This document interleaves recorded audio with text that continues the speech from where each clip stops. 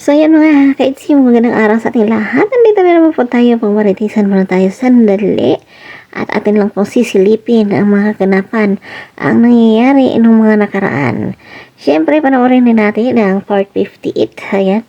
At bukas magbibigay po tayo ng ating mga guni-guni sa part 58.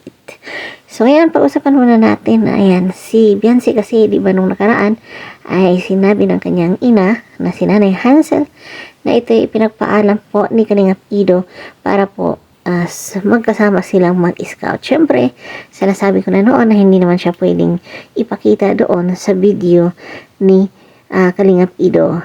At yun nga ang ginawa niyang camera woman. So, ang ganda naman ng camera woman ni Kalingap Ido, si YP talaga.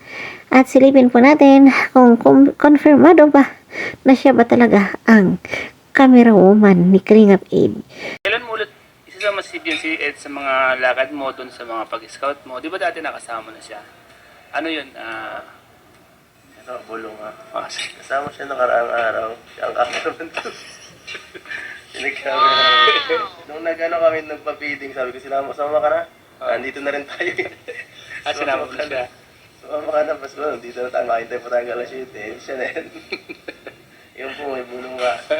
So, ayun nga, galing na talaga sa bibig ni Kalingap Ido na sumama nga si Bibi Beyonce nung nakaraan at siya po ang ginawang camera woman at ito po yung video na si Beyonce po ang nagka-camera woman dyan. So, panoorin po natin ang latest upload ni Kalingap Ido at doon malalaman natin kung magaling nga ba si Bibi Beyonce mag-camera woman.